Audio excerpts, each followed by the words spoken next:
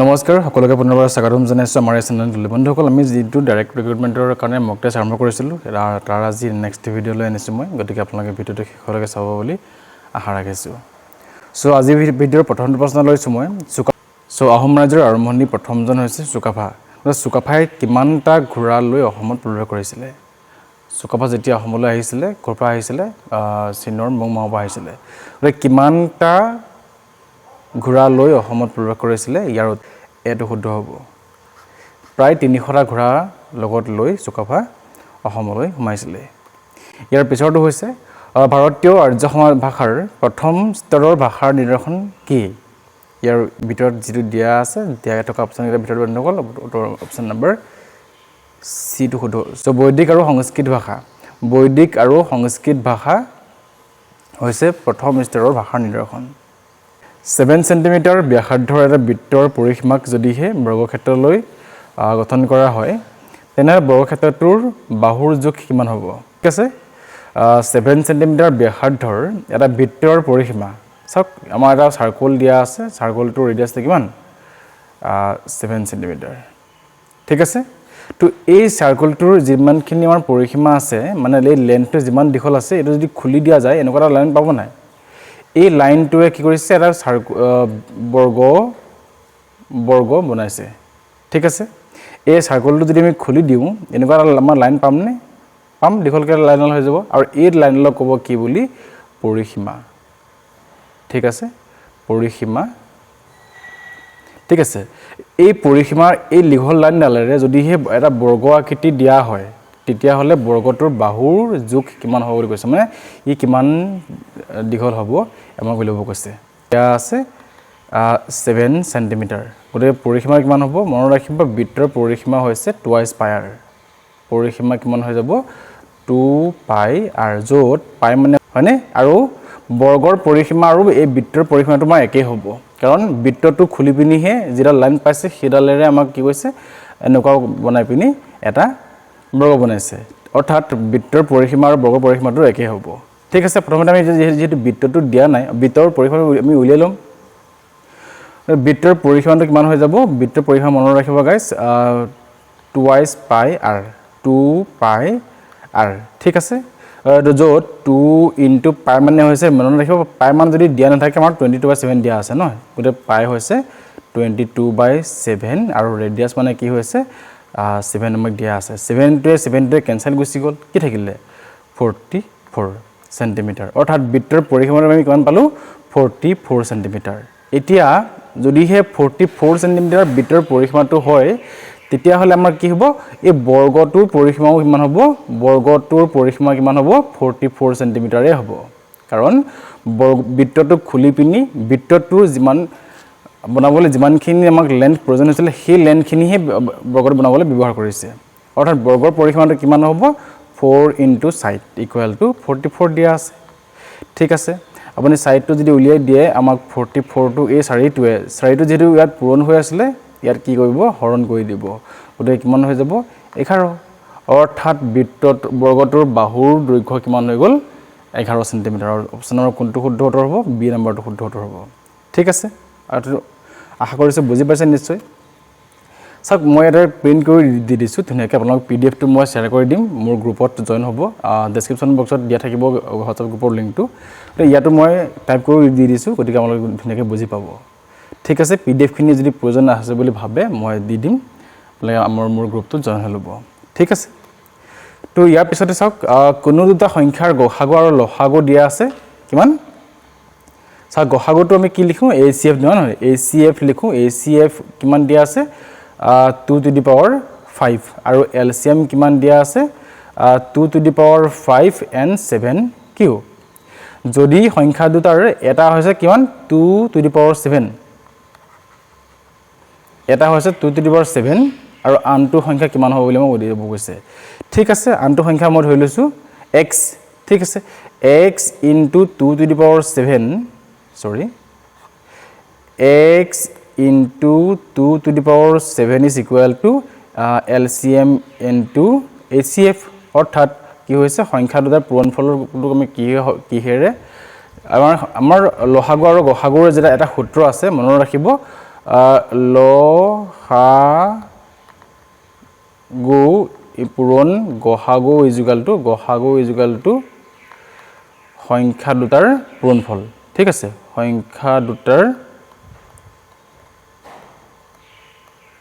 পূৰণফল অৰ্থাৎ আমাৰ এইটো আছিলে সংখ্যাটো আমি ধৰি লৈছোঁ x বুলি আৰু এটা দিয়া আছে 2 to the power 7 দিয়া আছে ঠিক আছে আৰু ইয়াত কি কৈছে LCM into ACF ঠিক আছে 2 implies x is equal to কিমান হৈ যাব LCM আৰু ACF কিমান আছিলে LCM দিয়া আছিলে কিমান 2 to the power 5 into 7 cube into 2 to the power 5 ঠিক আছে আৰু যেহেতু আমাক ACF না সংখ্যাটো দিয়া আছিল 2 to the power 7 এতিয়া আপোনালোকে লস অফ এক্সপোনেন্ট ব্যৱহাৰ কৰি লিখি কৰি দিয়কচোন এটো কিমান হৈ যাব x = কিমান হৈ যাব চাওক আমাৰ 2 to the power 5 আৰু 2 to the power 5 আছে না 2 ৰ ওপৰত 5 এটা আছে 2 ৰ ওপৰত 5 এটা আছে একে একে সংখ্যা হলে কি কৰা যায় 2 to the power এই পাৱাৰ দুটাটো প্লাস কৰি দিলে হল ঠিক আছে আকৌ আপুনি চাওক এই 2 to the power 7 টো তলত আছে নে যদি তলত হৰণ কৰি আছে ইয়াক আমি কি কৰিম মাইনাস কৰি দিলে হৈ গল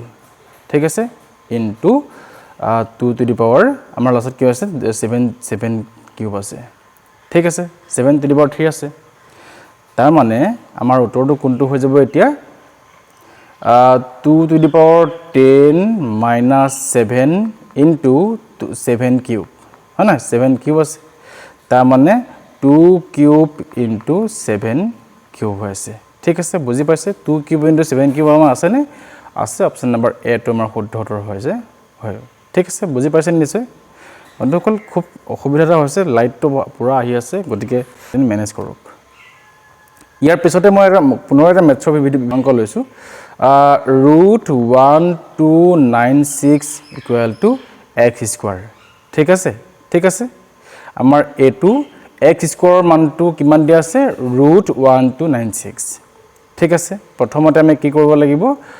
√1296 যেহেতু আমাক দিয়া আছে x² আমি যদি x² টো যদি উঠাই দিও কি হ'ব আৰু এটা ৰুট ইয়ালৈ গুছি আহিব ঠিক আছে অৰ্থাৎ ডাবল ৰুট আহি গল প্ৰথমতে চাওক x সমানটো কিমান হৈ যাব এই ডাবল ডাঙৰ ৰুটটো থাকিব তলৰ ৰুটটোৰ কাৰণে কিমান হ'ব ঠিক আছে তলৰ ৰুটটো দি দিয়ক ইয়াৰ মানটো কি হৈছে 36² হয় ঠিক আছে 1296 ৰ এই 1296 ৰ স্কয়াৰ ৰুটটো হৈছে 36² হয় কাৰণ 36 আৰু 36 পূৰণ কৰিলে কিমান 6 6 jar 36 6 remaining 3 6 3 jar 18 6 3 jar 18 plus 36 plus 3 39 পাম ৰিমেইনিং 3 হ'ব আৰু 3 3 jar 9 plus 3 12 অৰ্থাৎ ওকে তো এটা এই স্কয়াৰটো ক্যান্সেল গুছি যাব এই ৰুটটো গুছি যাব মানে কি থাকিলে x সমানটো কিমান থাকিলে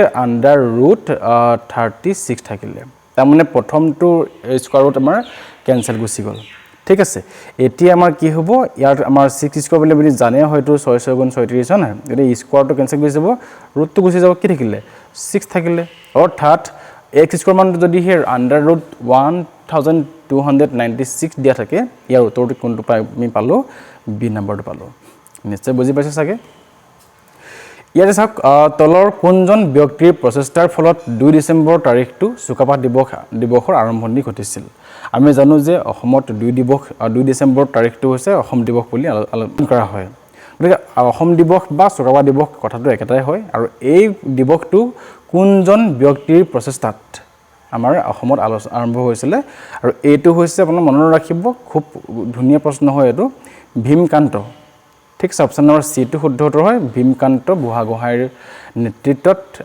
এই দিৱসটো আৰম্ভ কৰা হৈছিল ঠিক আছে ইয়াৰ পিছৰ প্ৰশ্নটোলৈ যাওঁ মই ইয়াতে চাওক ancient times Assam is also known by the name of প্ৰাচীন কালত অসমক কি নামেৰে জনা গৈছিল তো ইয়াৰ যিটা উত্তৰ দিয়া আছে তাৰ ভিতৰতে শুদ্ধ উত্তৰটো হৈছে অপচন নম্বৰ সি টো প্ৰাগজ্যোতিষপুৰ নামেৰে জনা গৈছিল অসমখনক আগতে ইয়াৰ পিছৰটো চাওক বিশ্ব বেংক অনুসৰি কিমান শতাংশ ভাৰতৰ মাটি কৃষি কাৰ্যত ব্যৱহাৰ কৰা হৈছে ঠিক আছে অৰ্থাৎ কি হৈছে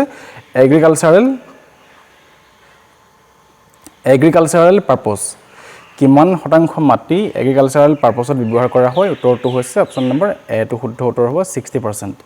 60% মাটি বিশ্ব বেংক অনুসৰি 60% মাটি ভাৰতৰ মাটি কৃষি কাৰ্যত ব্যৱহাৰ কৰা হৈছে ঠিক আছে ইয়াতে চাওক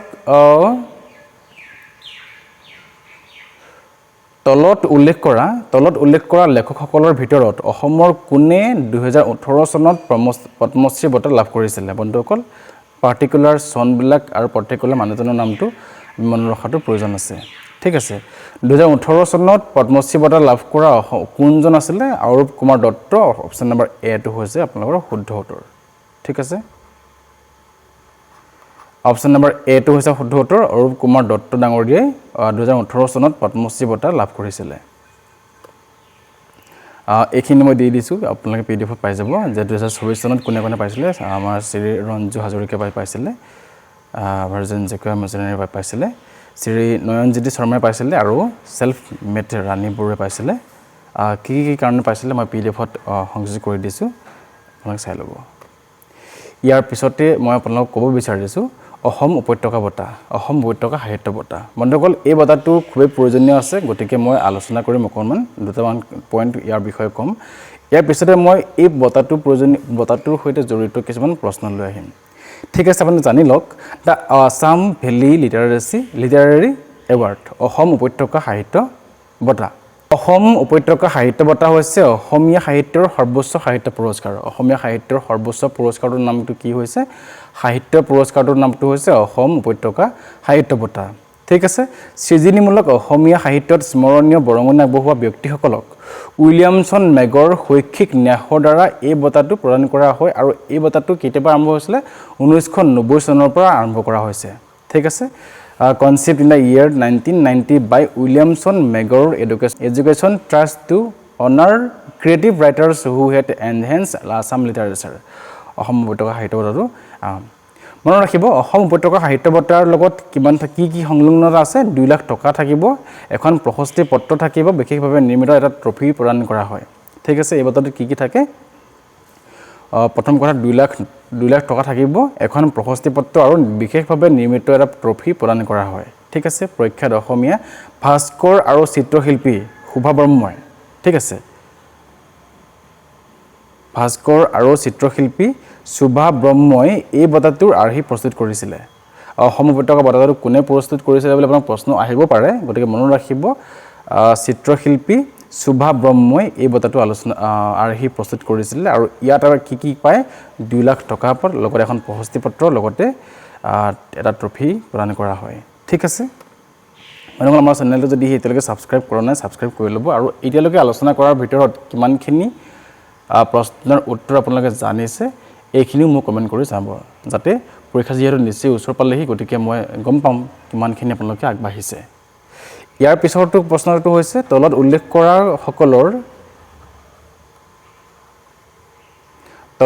কৰা সকলৰ ভিতৰত কোনে প্ৰথম অসম উপত্যকা সাহিত্য বঁটা লাভ কৰিছিল তলত উল্লেখ কৰা সকলৰ ভিতৰত কোনে প্ৰথম অসম উপত্যকা সাহিত্য বঁটা লাভ কৰিছিল বন্ধুসকল ইয়াৰে শুদ্ধ উত্তৰটো হৈছে অপশ্যন নম্বৰ সি টো হ'ব ভৱেন্দ্ৰনাথ মই এইটো পইণ্টটো দেখি পোৱা নাই ভৱেন্দ্ৰনাথ শইকীয়া ডাঙৰীয়াই পাইছিলে প্ৰথম অসম উপত্যকা সাহিত্য বঁটা ঠিক আছে ইয়াৰ পিছৰ প্ৰশ্নটো হৈছে অৰুণ শৰ্মাৰ দ্বাৰা ৰচিত এখন অসমীয়া নাটক আহাৰ হৈছে অৰুণ শৰ্মাৰ দ্বাৰা ৰচিত এখন অসমীয়া নাটক আহাৰটো হৈছে আপোনালোকৰ এখন নাটকৰ নাম গতিকে এই নাটকখন কোনে ৰচনা কৰিছিল অৰুণ শৰ্মা ডাঙৰীয়াই ৰচনা কৰিছিল আৰু এই নাটকখন কিহৰ ভিতৰত ৰচনা কৰিছিল কি হয় সামাজিক নাটক হয়নে ঐতিহাসিক নাটক হয়নে অৰ্থহীন নাটক হয়নে ওপৰৰ কোনোটোৱে নহয় বন্ধুসকল মনত ৰাখিব এইটো হৈছে এবজাৰ্ড ড্ৰামা অৰ্থহীন নাটক ঠিক আছে অৰ্থহীন নাটকৰ বিষয়ে আপোনালোকে অকণমান চাই ল'ব কি হয়নো বস্তুটো মই অকণমান চাইছিলোঁ কিন্তু জানিলোঁ অনুটো ঠিক আছে ইয়াৰ পিছৰ প্ৰশ্নটো হৈছে অষ্টৰাগ উপন্যাসখনৰ ৰচনা কোনে কৰিছিল বন্ধুসকল উত্তৰ দিয়া আছে নিৰুপমা বৰগোহাঁই চন্দ্ৰপ্ৰসাদ শইকীয়া, হোমেন বৰগোহাঁই, নিৰুদ চৌধুৰী। বন্ধুসকল ইয়াৰ শুদ্ধ উত্তৰটো হৈছে হোমেন বৰগোহাঁই। হোমেন বৰগোহাঁই ডাঙৰীয়াই অষ্টৰাগ উপন্যাসখন ৰচনা কৰিছিলে। অকণমান আমি জানি লওঁচোন কেইটামান কথা। হোমেন বৰগোহাঁই 2001 চন আৰু 2002 চনত দুবাৰকৈ অসম সাহিত্য সভাৰ সভাপতি হৈছিলে। ঠিক আছে। আৰু তেওঁৰ অট'বায়'গ্ৰাফিখিনি হৈছে আত্মানুসন্ধান, মোৰ সাংবাদিক জীৱন, ধুমুহা আৰু ৰামধেনু, মোৰ হৃদয়ৰ এখন যুদ্ধক্ষেত্ৰ। এইখিনি হৈছে তেওঁৰ অট'বায়'গ্ৰাফি। ঠিক আছে, মনত ৰাখিব। আৰু উল্লেখনীয় কৰ্মচাৰীৰ ভিতৰত আছে পিতা পুত্ৰ আছে, অষ্টৰাগ আছে, হালধীয়া চৰাই বাওধান খাই আছে, আত্মানুসন্ধান আছে, সুবালা আছে আৰু মৎস্যগন্ধা আছে। ঠিক আছে। সাহিত্য একাডেমী বঁটা লাভ কৰিছিলে 1978 চনত। অসম উপত্যকা সাহিত্য বঁটা লাভ কৰিছিলে 1991 চনত আৰু শ্ৰীমন্ত শংকৰদেৱ বঁটা লাভ কৰিছিলে 2007 চনত। বন্ধুসকল এইগৰাকীয়ে হৈছে অসমৰ প্ৰতিভাৱান শিল্পী, প্ৰতিভাৱান চৰ্দাৰ ব্যক্তি হোমেন বৰগোহাঁই। ঠিক আছে, আপোনালোকে অকণমান জানি থোৱাটো ভাল হ'ব। ইয়াৰ পিছৰ প্ৰশ্নটো হৈছে জোনাকীৰ প্ৰথম সম্পাদক কোন? জোনাকীৰ প্ৰথম সম্পাদক কোন আছিলে? বন্ধুসকল ইয়াৰ উত্তৰটো হৈ যাব অপশ্যন নম্বৰ বিটো হ'ব চন্দ্ৰকুমাৰ আগৰৱালা। চন্দ্ৰকুমাৰ আগৰৱালা আছিলে জোনাকীৰ প্ৰথম সম্পাদক। ইয়াৰ পিছৰ প্ৰশ্নটো হৈছে who was the first editor of Jonaki? জোনাকীৰ প্ৰথম সম্পাদক কোন আছিলে?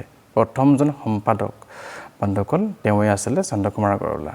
ঠিক আছে, মনত ৰাখিব জোনাকী হৈছে ইংৰাজীত জোনাকী বুলি ক'ব অসমীয়া আলোচনী সাহিত্যৰ পথ প্ৰদৰ্শক। জোনাকী হৈছে অসমীয়া আলোচনী সাহিত্যৰ পথ প্ৰদৰ্শক। 1889 চনৰ 9 ফেব্ৰুৱাৰীত পোনপ্ৰথমবাৰৰ বাবে এই আলোচনীখন চন্দ্ৰকুমাৰ আগৰৱালাৰ সম্পাদনাত কলিকতাৰ পৰা প্ৰকাশ কৰা হয়। ইয়াৰ দ্বিতীয় সম্পাদক আছিলে হেমচন্দ্ৰ গোস্বামী। ইয়াৰ দ্বিতীয় সম্পাদক আছিলে হেমচন্দ্ৰ গোস্বামী আৰু কেতিয়া পাব্লিছ হৈছিলে 1889। ঠিক আছে, 1889 চনৰ 9 ফেব্ৰুৱাৰী। ঠিক আছে, 1889 চনৰ 9 ফেব্ৰুৱাৰী। ঠিক আছে, 9 ফেব্ৰুৱাৰী আপোনালোকে এই ডেটটো মনত ৰাখিব। খুব বেছি ইম্পৰ্টেণ্ট প্ৰশ্ন হয় দেই বন্ধুসকল এইখিনি। ইয়াৰ পিছৰটো প্ৰশ্ন লৈ আনিছোঁ মই। ৰত্নকণ্ডলী আৰু অৰ্জুন দাস বৈৰাগীয়ে ৰচনা কৰা বুৰঞ্জীখনৰ নাম কি আছিলে? ঠিক আছে, ৰত্নকণ্ডলী আৰু অৰ্জুন দাস বৈৰাগীয়ে ৰচনা কৰা বুৰঞ্জীখনৰ নামটো কি আছিলে? বন্ধুসকল এইটো হৈছে ত্ৰিপুৰা বুৰঞ্জী।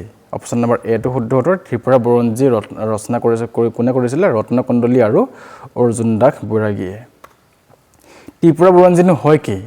মনত ৰাখিব 1709 চনৰ পৰা 1715 চনৰ ভিতৰত আহোম ৰাজ্য আৰু ত্ৰিপুৰা ৰাজ্যৰ কূটনৈতিক যোগাযোগৰ বিৱৰণ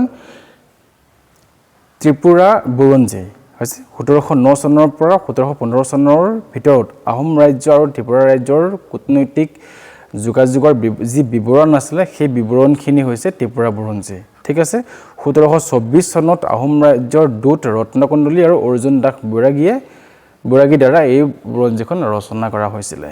পইণ্টকেইটা মনত ৰাখিব। ঠিক আছে, ইয়াৰ পিছৰ প্ৰশ্নটোলৈ মই আহিছোঁ। ইয়াতে দিয়া আছে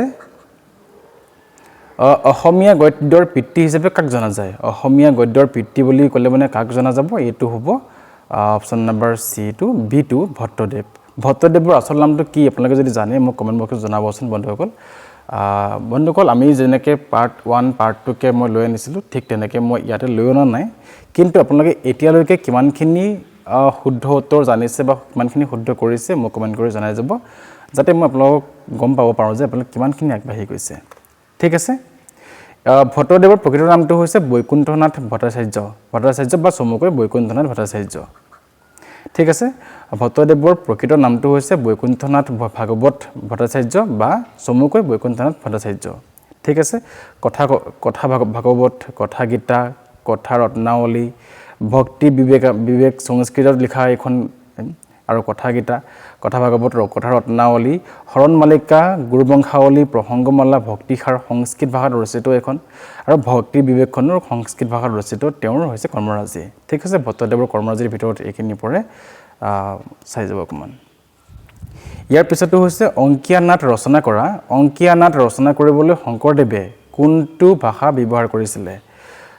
অংকীয়া নাটসমূহ সাধাৰণতে কি ভাষাত আছে আপোনালোকে হয়তো সকলোৱে জানে। ব্ৰজাৱলী অপশ্যন নম্বৰ বি টো শুদ্ধ উত্তৰ হ'ব বি টু হৈছে শুদ্ধ উত্তৰ বি টু ব্ৰজাৱলী ভাষাত অংকীয়া নাটসমূহ লিখা আছিলে প্ৰথমখন অংকীয়া নাট কি জানেনে প্ৰথমখন অংকীয়া নাট হৈছে চিহ্নযাত্ৰা ঠিক আছে প্ৰথমখন অংকীয়া নাট হৈছে চিহ্নযাত্ৰা শংকৰদেৱৰ ইয়াৰ পিছৰটো হৈছে ওদালগুৰি জিলাত তলৰ কোনখন বন্যপ্ৰাণী অভয়াৰণ্য অৱস্থিত ওদালগুৰি জিলাত তলৰ কোনখন বন্যপ্ৰাণী অভয়াৰণ্য অৱস্থিত বন্ধুসকল বন্যপ্ৰাণী অভয়াৰণ্য ৰাষ্ট্ৰীয় উদ্যান এইবিলাকৰ বিষয়ত আপোনালোকৰ প্ৰশ্ন আহিব গোটেইখিনি সম্পূৰ্ণভাৱে নতুন হ'ব এইবিলাক হৈছে কমন কুৱেশ্যন এইবিলাকৰ ভিতৰত আপোনালোকৰ 1 নম্বৰ এটা আহিবই যেনেকুৱাই নহওক গতিকে এইখিনি আপোনালোকে সম্পূৰ্ণ ভালকৈ নোট বনাব যাতে পাই যাব মানে ইয়াৰ শুদ্ধ উত্তৰটো হৈ যাব বৰনদীখন হৈছে ওদালগুৰি জিলাত অৱস্থিত মনত ৰাখিব চক্ৰশিলা ক'ত আছে কোকৰাঝাৰ ডিষ্ট্ৰিক্টত আছে চক্ৰশিলা অভয়াৰণ্যখন ক'ত আছে কোকৰাঝাৰ ডিষ্ট্ৰিক্ট এণ্ড ধুবুৰী ডিষ্ট্ৰিক্টৰ ভিতৰত আছে আৰু বৰনদীখন আছে বাক্সা আৰু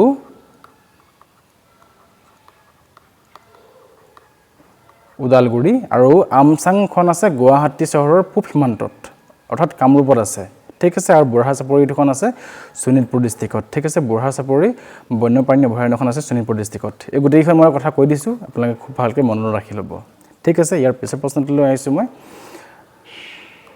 সেইখন দীঘলীয়া প্ৰশ্ন 1964 চনত অসমৰ প্ৰথম অৰ্জুন বঁটা বিজয়ী ভোগেশ্বৰ বৰুৱা 1966 চনত অসমৰ প্ৰথমজন অৰ্জুন বঁটা বিজয়ী আছিলে ভোগেশ্বৰ বৰুৱা ঠিক আছে আৰু 1987 চনত ভাৰতীয় ক্ৰীড়াৰ এই বঁটা লাভ কৰা দ্বিতীয়জন অসমীয়া কোন আছিলে আৰু এই বঁটা ভোগেশ্বৰ বৰুৱাৰ পিছতে 1987 চনত পাইছিলে অৰ্জুন বঁটা আৰু অৰ্জুন বঁটাটো কি কাৰণে দিয়া হয় ক্ৰীড়াৰ কাৰণে দিয়া হয় নহয় জানো ক্ৰীড়া এথলেটিক্সসকলক দিয়া হয় আৰু কোনে পাইছিলে 1987 চনত ঠিক আছে আৰু বন্ধুসকল ইয়াৰে শুদ্ধ উত্তৰ হৈ যাব মনালিসা বৰুৱা মেহতা 1987 চনত এই বঁটা লাভ কৰিছিলে মনত ৰাখিব তো এটো মই আপোনালোকক পিডিএফত দি দিম এইখিনি অকমান চাই ল'ব ঠিক আছে হিমা দাসে পাইছিলে কেতিয়া হিমা দাসে পাইছিলে 2018 ত ঠিক আছে 2018 ত পাইছিলে হিমা দাসে আৰু লাভলীনা বৰগোহাঁই পাইছিলে কেতিয়া 2021 চনত ঠিক আছে আৰু আমাৰ শিৱ থাপাই পাইছিলে কেতিয়া শিৱ থাপায়ও পাইছিলে শিৱ থাপা আছে আৰু আমাৰ কোন আছিলে জয়ন্ত তালুকদাৰ আছিলে আপোনালোকে চাই ল'ব ঠিক আছে প্ৰথমজন হৈছে ভোগেশ্বৰ বৰুৱা ছেকেণ্ডজন হৈছে মনালিসা বৰুৱা মেহতা আৰু তাৰ পিছতে আমাৰ জয়ন্ত তালুকদাৰ আছে শিৱ থাপা আছে হিমা দাস আছে আৰু লাভলীনা বৰগোহাঁই আছে বৰ্তমানলৈকে অসমীয়া যিয়ে অৰ্জুন বঁটা লাভ কৰিবলৈ সক্ষম হৈছে গতিকে পিডিএফত মই দি দিছোঁ পিডিএফখিনি আপোনালোকে কালেক্ট কৰিব তলৰ গ্ৰুপত জইন হ'ব ইয়াতে এই প্ৰশ্ন চাওক 1955 চনত কোনখন অসমীয়া ছবিয়ে 1955 চনত কোনখন অসমীয়া ছবিয়ে আঞ্চলিক ভাষা শাখাৰ বাবে প্ৰথমবাৰৰ বাবে ৰাষ্ট্ৰীয় চলচ্চিত্ৰ বঁটা লাভ কৰিছিলে ৰাষ্ট্ৰীয় চলচ্চিত্ৰ বঁটা মানে কি হৈছে ৰাষ্ট্ৰপতিৰ মেধাৰ প্ৰমাণপত্ৰ ঠিক আছে ৰাষ্ট্ৰপতিৰ মেধাৰ প্ৰমাণপত্ৰ লাভ কৰিছিলে কোনখনে অৰ্থাৎ ইয়াৰ শুদ্ধ উত্তৰটো হ'ব পিয়লি ফুকন ঠিক আছে পিয়লি ফুকন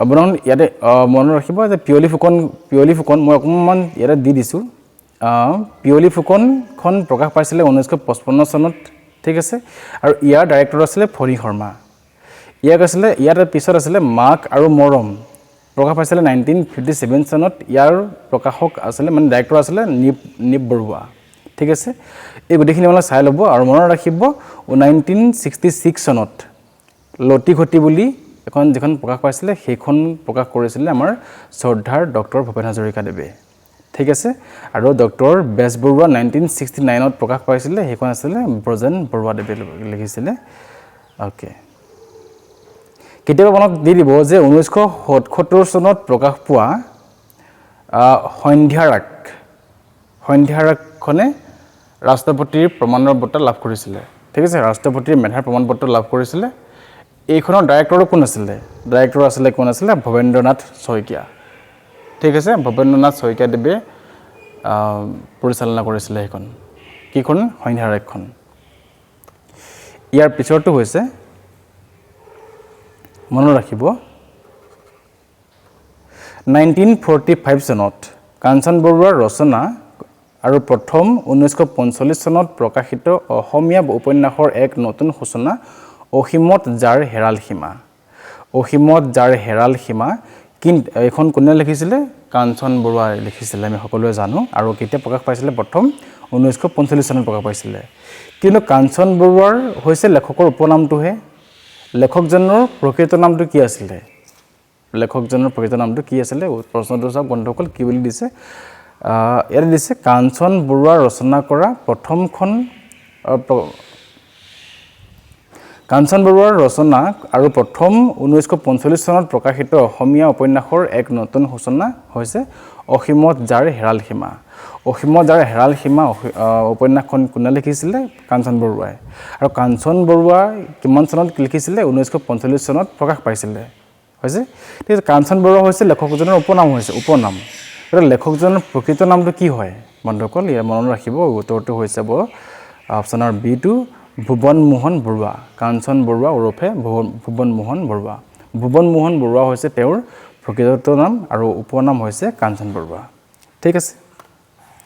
ইয়াৰ পিছৰটো হৈছে সৈয়দ আব্দুল মালিকৰ এখন বিখ্যাত উপন্যাস ইংৰাজীৰ অনুবাদ হৈছে দ্য টেল অফ নবেডিক চ'ল। তলত উল্লেখ কৰা উপন্যাসৰ ভিতৰত কোনখন ইয়াৰ অনুবাদ হৈছে? বন্ধুসকল এইটো হৈছে অপশ্যনৰ চিটো শুদ্ধ উত্তৰ, অঘৰী আত্মাৰ কাহিনী। অঘৰী আত্মাৰ কাহিনী হৈছে দ্য টেল অফ নবেডিক চ'লৰ অনুবাদ। তো তেওঁ এখন কাৰ আছিলে? সৈয়দ আব্দুল মালিকৰ আছিলে, নহয়নে? গতিকে তেওঁ মনত ৰাখিব, তেওঁ 1977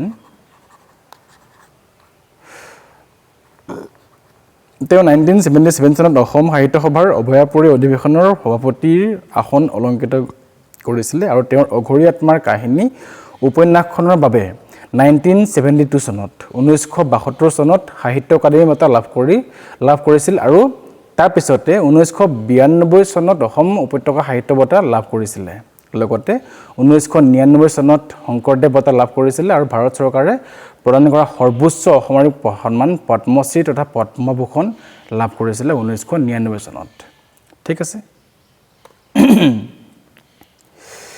এইটো চাওক, এইটো এটা খুব ধুনীয়া প্ৰশ্ন হয়। প্ৰত্যেক ক্ৰিয়াৰে এক সমান আৰু বিপৰীতমুখী প্ৰতিক্ৰিয়া থাকে শীৰ্ষক পদাৰ্থবিজ্ঞানৰ সূত্ৰটো কোনে আগবঢ়াইছিলে?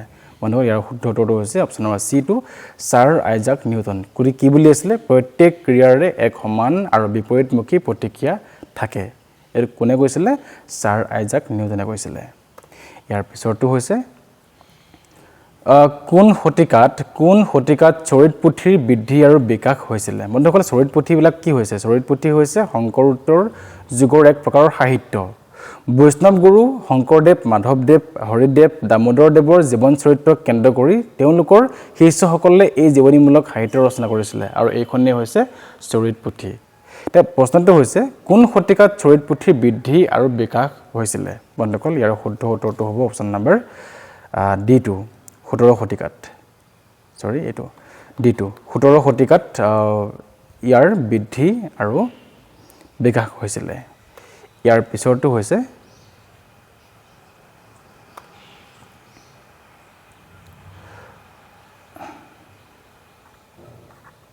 অভিযাত্ৰী উপন্যাসখন কাৰ জীৱন আৰু সাফল্যৰ আধাৰত ৰচনা কৰা হৈছে? অভিযাত্ৰী উপন্যাসখন কাৰ জীৱন আৰু সাফল্যৰ আধাৰত ৰচনা কৰা হৈছে? বন্ধুসকল এইটো হৈছে চন্দ্ৰপ্ৰভা শইকীয়ানী। চন্দ্ৰপ্ৰভা শইকীয়ানীৰ জীৱনৰ আধাৰত অভিযাত্ৰী উপন্যাসখন ৰচনা কৰা হৈছে। ইয়াৰ পিছৰটো হৈছে তলৰ কোনখন চহৰ ভাৰতৰ চাহৰ চহৰ বুলি কোৱা যায়? তলৰ কোনখন চহৰ ভাৰতৰ ভিতৰতে চাহ চহৰ বুলি কোৱা হয়? বন্ধুসকল এইটো হৈছে ডিব্ৰুগড়। অপশ্যন নম্বৰ বিটো শুদ্ধ উত্তৰ, মনত ৰাখিব। ইয়াৰ ঠিক পিছৰটো হৈছে বড়োলেণ্ড টেৰিটৰিয়েল কাউন্সিলৰ অন্তৰ্গত 5খন জিলা কি কি হয়?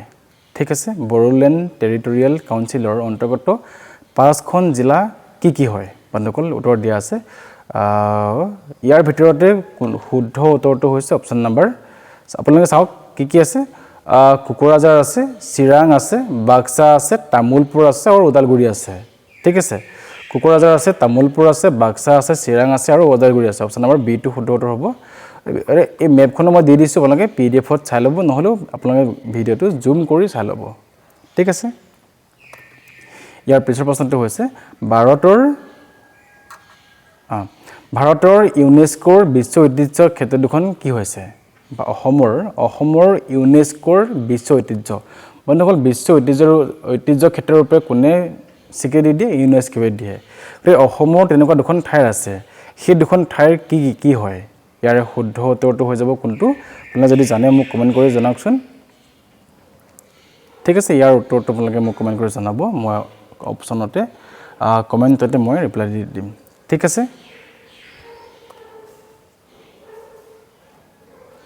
ইয়াৰ উত্তৰটি হৈছে অপশ্যন নম্বৰ বি টো কাজিৰঙা। কাজিৰঙা ৰাষ্ট্ৰীয় উদ্যান আৰু মানস ৰাষ্ট্ৰীয় উদ্যান হৈছে ইউনেস্কোৱে স্বীকৃতি দিয়া বিশ্ব ঐতিহ্য ক্ষেত্ৰ।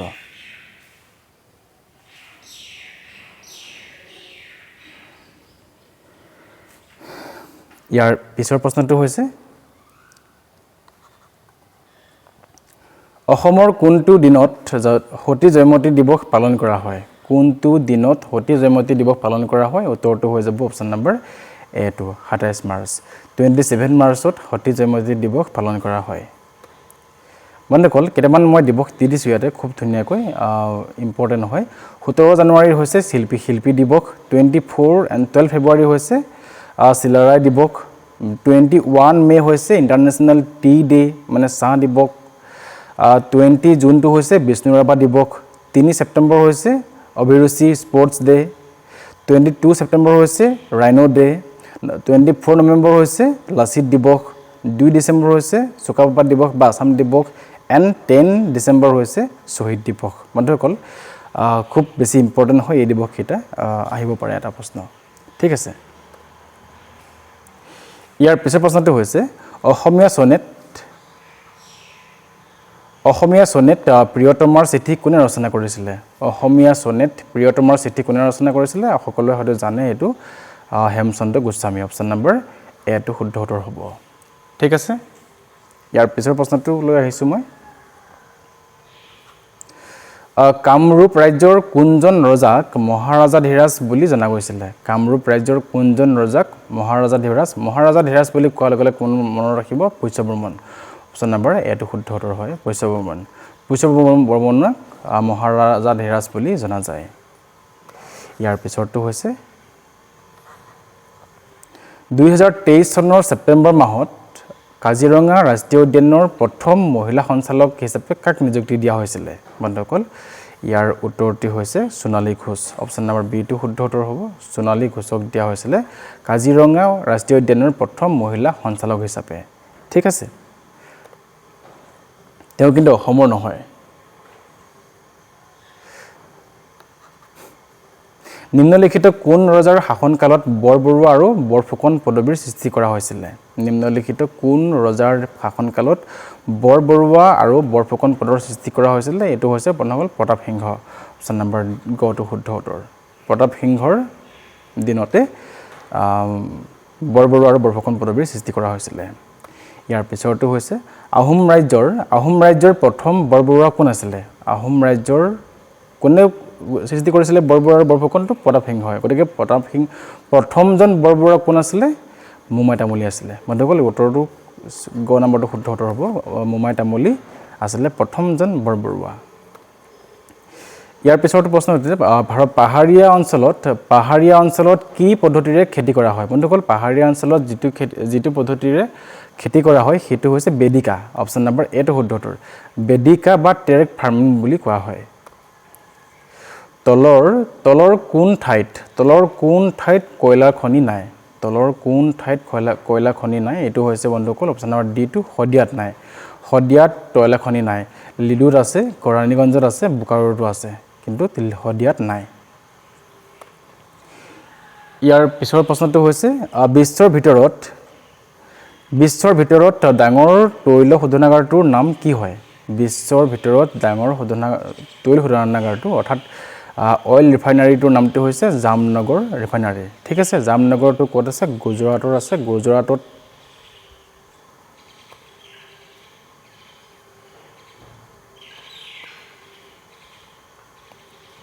জামনগৰ ৰিফাইনাৰী বা গুজৰাটত আছে আৰু ইয়াৰ কি বুলি জনা যায় ৰিলায়েন্স জামনগৰ ৰিফাইনাৰী বুলিও জনা যায় ঠিক আছে ৰিলায়েন্স জামনগৰ ৰিফাইনাৰী বুলি কোৱা নাযায় আৰু কোনে বনাইছে এইটো ৰিলায়েন্সে বনাইছে ঠিক আছে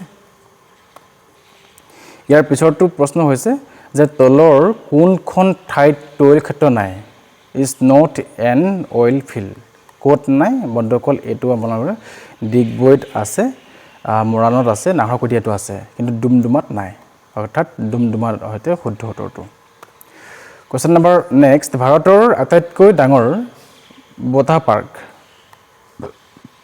ভাৰতৰ আটাইতকৈ ডাঙৰ বতাহ পাৰ্কখনৰ নামটো কি হয় which is the India's largest wine farm মানে এইটো হৈছে আপোনালোকৰ জয়সালমেৰ খন হৈছে সেকেন্ড লাৰ্জেষ্ট ঠিক আছে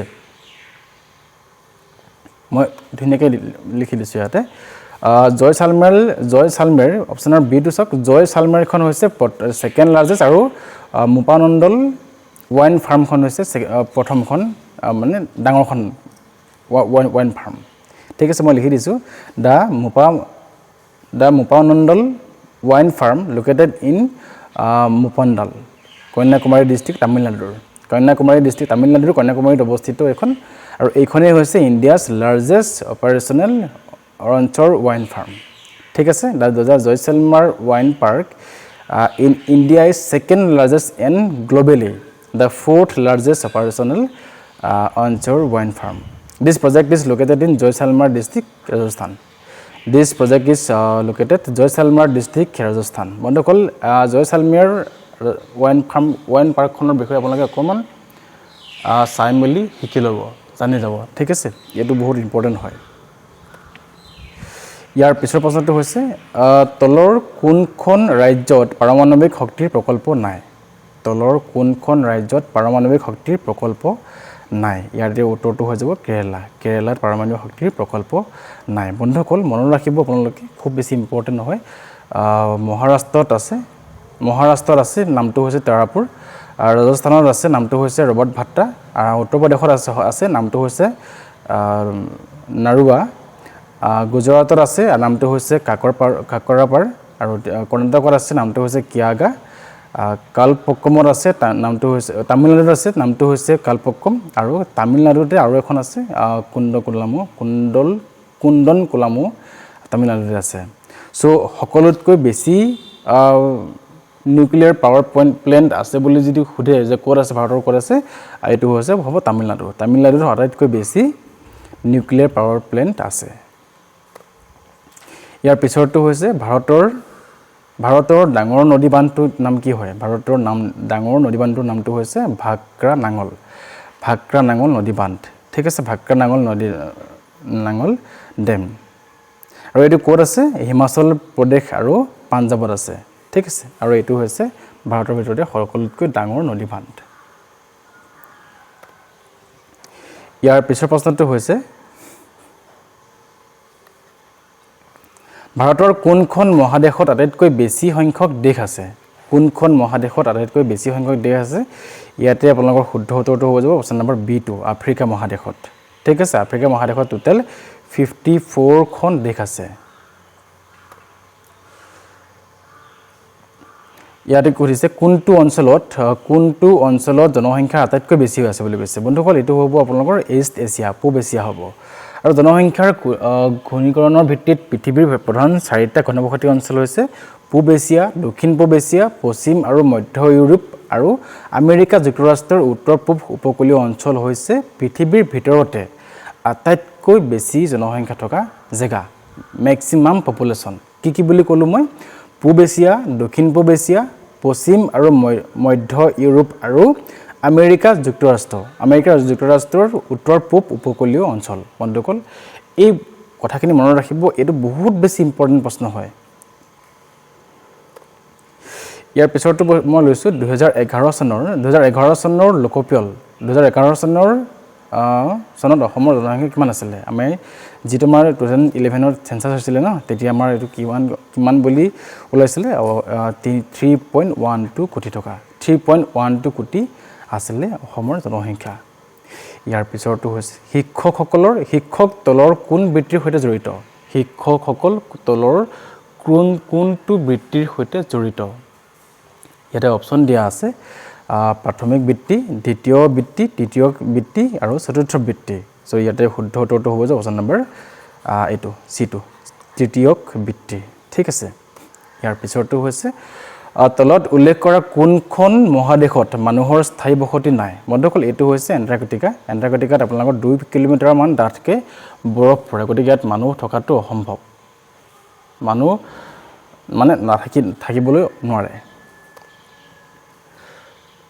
তলৰ কোনটো কাৰকৰ বাবে সুনামি সৃষ্টি হ'ব পাৰে সেইটো হৈছে আপোনাৰ বিট অপশ্যন নম্বৰ এটো ভূমিকম্পৰ কাৰণে সুনামি সৃষ্টি হ'ব পাৰে ইয়াৰ পিছৰটো হৈছে কোন চনত ভাৰতত প্ৰথমবাৰৰ বাবে ৰেল সেৱাৰ আৰম্ভ কৰা হৈছিল কোন চনত প্ৰথমবাৰৰ বাবে ভাৰতৰ ৰেল সেৱা এইটো হৈছে 1853 চনত ওকে বম্বেৰ পৰা থানেলৈকে ঠিক আছে থানেলৈকে 21 কিলোমিটাৰ ৰেল জংচন চলিছিল প্ৰথম 1853 চনত ঠিক আছে তলৰ কোনটো উক্তি শুদ্ধ বাণভট্টৰ দ্বাৰা ৰচিত হৰ্ষচৰিত হিউৱেন চাঙে লিখা খন হৈছে CUK সুকুমাৰ বৰকাইথে লিখা ইণ্ডিকা বীৰেন্দ্ৰ কুমাৰ ভট্টাচাৰ্যৰ দ্বাৰা ৰচিত হৈছে মৃত্যুঞ্জয় বন্ধুসকল ইয়াৰ শুদ্ধ উত্তৰ কোনটো হ'ব অপশ্যন নম্বৰ সুকুমাৰ বৰকাইথে লিখাটো ইণ্ডিকাটো নহয় এইটোৱে চাগে মই ভুল লিখিছো অকমান আপোনালোকে চাই ল'ব ঠিক আছে মোৰ মতে এ আৰু 3 নম্বৰটো শুদ্ধ হ'ব লাগে ঠিক আছে